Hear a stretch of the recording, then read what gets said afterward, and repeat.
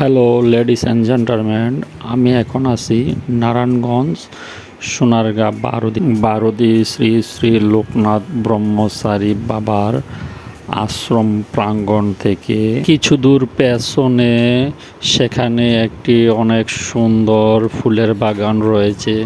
সেই বাগানের পাশ দিয়ে আমি হাঁটতেছি, তাই এত সুন্দর পরিবেশ দেখে একটু ভিডিও করলাম।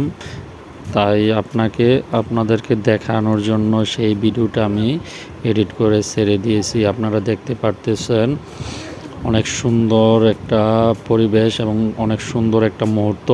অনেক মানুষ লোকনাথ বাবার আশ্রমে আসলে তার পাশাপাশি শ্রী শ্রী লোকনাথ ব্রহ্মচারী বাবার আশ্রমের পেছন দিক দিয়ে একটি ছোট নালা বয়ে গেছে। সেই নালা বা খালের পার ঘেঁষে এই সুন্দর রাস্তাটি করা হয়েছে। রাস্তার উপর দিয়ে ছাউনি দেওয়া আছে। অনেক পুণ্যার্থী এবং দর্শনার্থী এখানে এসে ঘুরতে আসে, ঘুরে দেখে যায় এমনকি ঠান্ডা ভাব উপভোগ করে। এই রাস্তা দিয়ে হাঁটতে হাঁটতে সোজা পশ্চিম পাশে গেলেই পৌঁছা যায় শ্রী শ্রী মহা শ্মশান মন্দির প্রাঙ্গণে এসে প্রবেশ করার প্রথম দ্বার।